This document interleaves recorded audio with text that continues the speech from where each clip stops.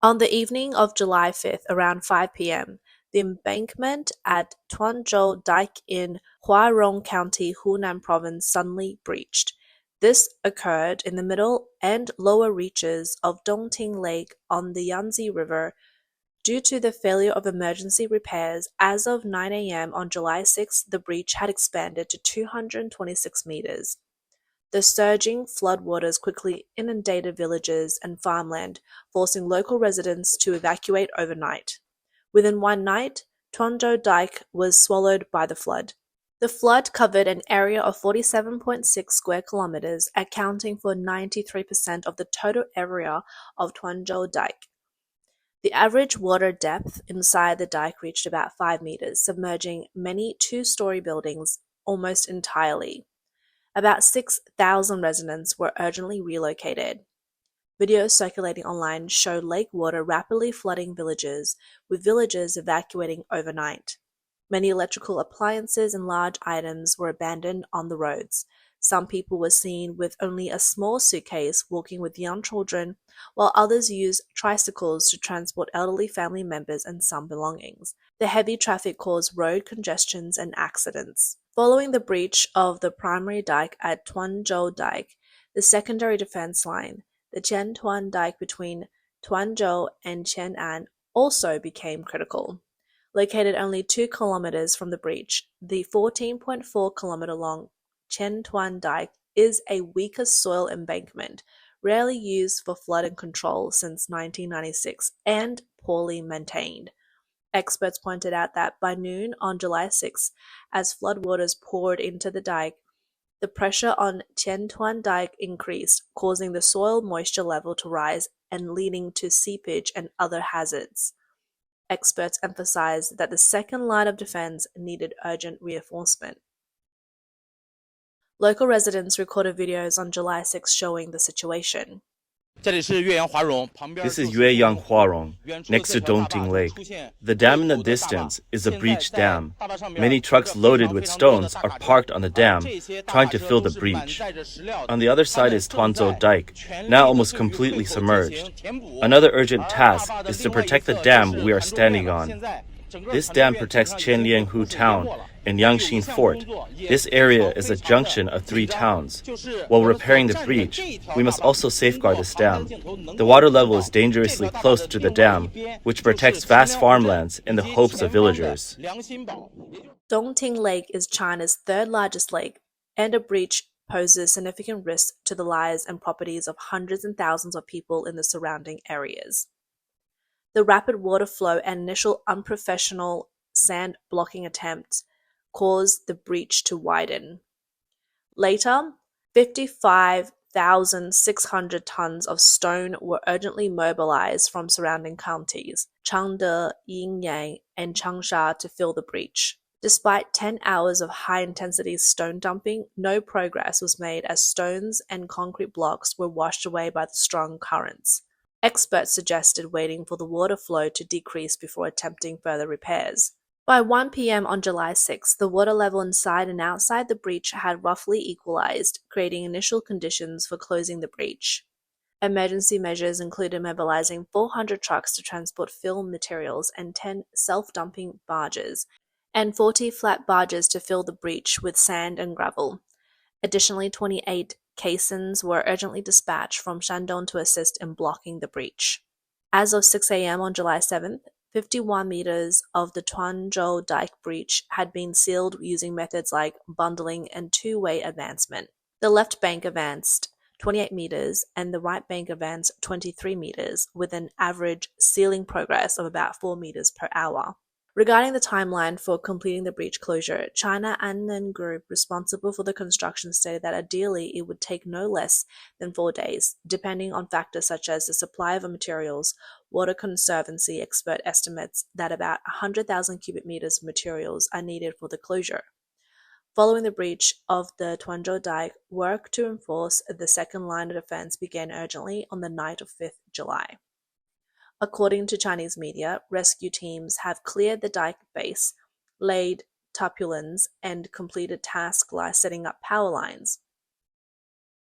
While efforts were focused on sealing the Tuanzhou Dike breach, a suspected breach was reported at Jiufen Reservoir Dam in Huarong County on the southeastern side of Dongting Lake on July 6.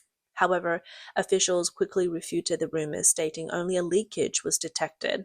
Chinese media reported that experts found muddy water seeping from a culvert at an elevation of 98 meters, with the reservoir water level at 125 meters. The water was yellow, cold, and contained gravel. Preliminary analysis indicated that the leakage originated from an existing collapse hazard area on the inner slope of the dam, with a tendency to worsen. It is understood that on July 5th, around 11 a.m., inspection personnel noticed significant seepage at the base of an old drainage berm at the dam. Upon excavation, they discovered a disused concrete culvert with a diameter of 300 mm beneath the dam. Field surveys later confirmed it was an old culvert left behind during the dam's construction, from which muddy water was flowing. Emergency repairs are currently underway, involving the placement of large amounts of sand and gravel and the opening of the water diversion tunnel gate to empty the reservoir. More than 1,000 people have been evacuated from the surrounding area. Reports indicate that if the leakage continues to worsen, it could affect 21,000 people downstream. However, videos from the scene suggest that a breach has already occurred, contradicting official description of a mere leakage. In fact, there are hundreds of reservoirs of various sizes around Dongting Lake. According to the Ministry of Water Resources, the Yangtze River entered its main flood season on July 1st. Floodwaters from Dongting Lake to the Yangtze River were exceeded the warning line and continued until mid-July. It is unknown how many more reservoirs will face danger. Dongting Lake isn't the only area at risk. Huarong Lake in the lower reaches of the Yangtze River is also experiencing new issues. Videos uploaded by local residents on July 6 show that Huarong Lake has become a hanging lake, with water levels several meters higher than the road outside the dam, creating a critical situation. The consequences of a breach would be disastrous. Notably, just before the breach at Tuanzhou Dike, the Hunan provincial government website boasted about flood control achievements on July 3rd. Official announcements claim that as of 6 p.m. on July 2nd, none of the 7 major water conservancy projects under construction had faced significant danger during the heavy rains.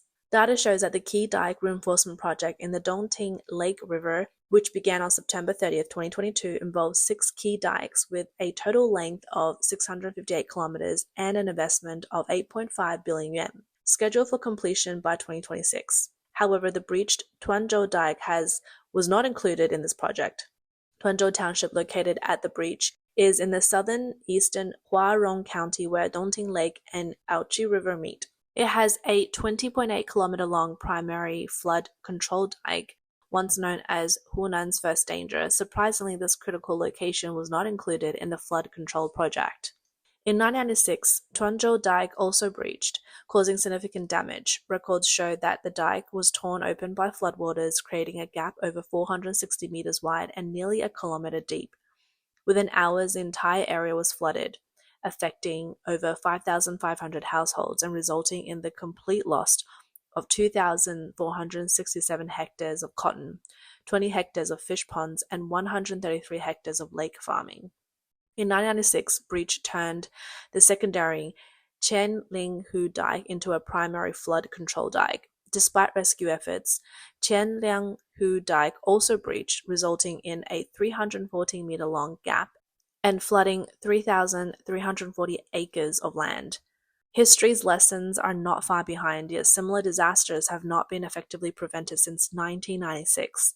On the evening of July 6, the Ministry of Water Resources posted on its WeChat account China Water Resources, detailing that the dikes in the Dongting Lake area are primarily eastern and rest on weak clay and silt foundations.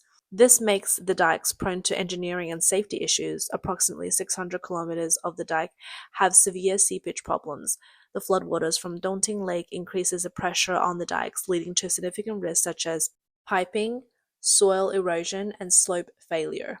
The flood highlights the decreasing flood storage capacity of Dongting Lake. Under the CCP's rule, Dongting Lake has been shrinking. Once China's largest freshwater lake, its area has reduced from about 4,200 square kilometers in 1949 to around 1,100 square kilometers today. only a quarter of its original size. The lake is now divided into parts such as East Dongting Lake, West Dongting Lake, South Dongting Lake, Daitong Lake, Muping Lake, and Chiling Lake. Dongting Lake's flood season is from June to August. Chinese media reported that Hunan entered its main flood season on June 1st. As of June 3rd, the water level at Chenlingji Station on Dongting Lake was 26.6 meters, 0.6 meters lower than the historical average. Since the start of the flood season, the area has received 468 millimeters of rainfall, 24% more than the historical average. Water inflow from the Yangtze River's 3 outlets and 4 rivers into Dongting Lake totaled 64 billion cubic meters, 33% more than the historical average. Despite 24% more rainfall and 33% more inflow, Dongting Lake's area remains only 1,100 square kilometers. The shrinking lake is due to a combination of factors, including land reclamation, reduced inflow, and increased siltation.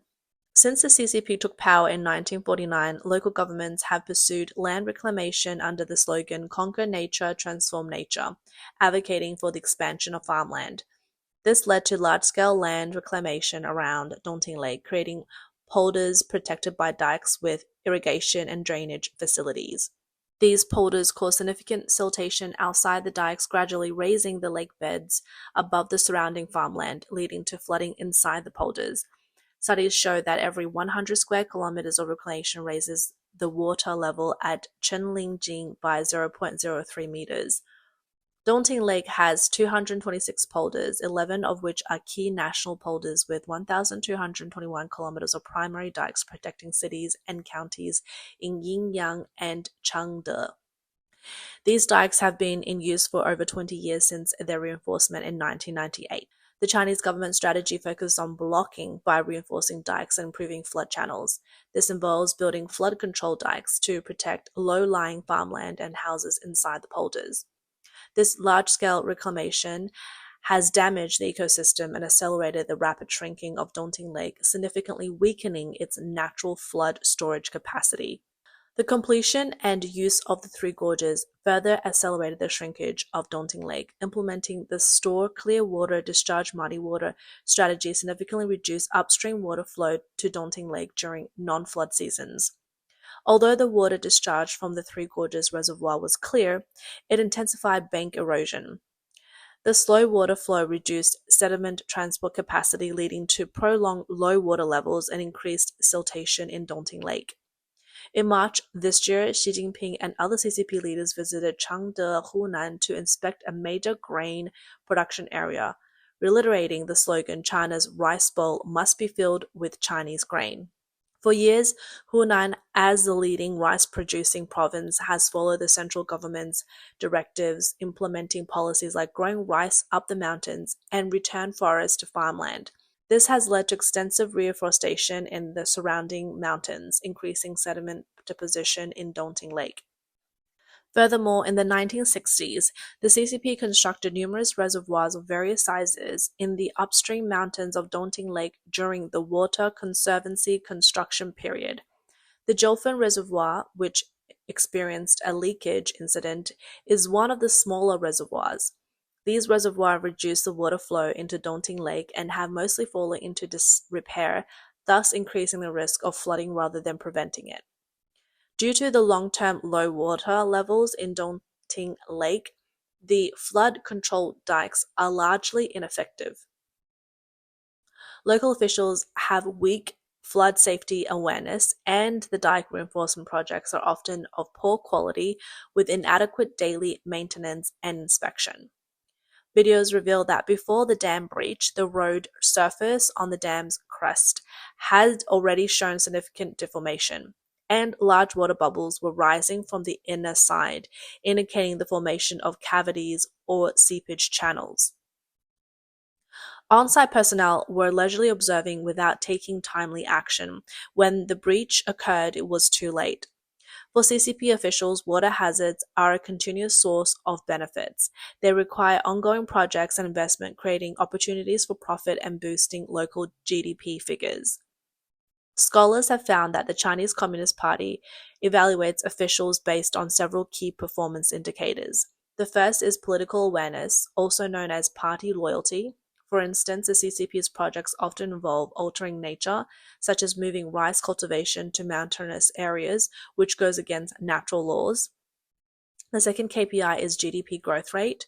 The third is special indicators or red line indicators, which include family planning, petitioning, and production safety. These are crucial for the promotion of township officials. For CCP officials, party loyalty is the most important indicator. Floods present several advantages for officials. Firstly, they demonstrate party loyalty by confronting the floods with vigor, embodying the spirit of battling nature, which earns political capital. Secondly, during disasters, officials can visit the relief sites, take photos to project a populist image, and distribute a few bags of instant noodles to win public gratitude and support. Thirdly, floods destroy buildings and infrastructures that need to be rebuilt, which boosts GDP and provides opportunities for profit. Fourthly, the disaster forces people to repurchase items, stimulating consumption, which aligns with the current economic goals.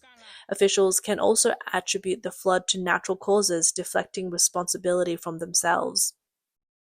The CCP has always promoted water conservancy projects, which have continued since it came into power. The reservoirs and dams built are like time bombs for people and used to flood areas when convenient. Then officials can argue for further water conservancy construction to prevent floods and generate electricity, aligning public thinking with their policies.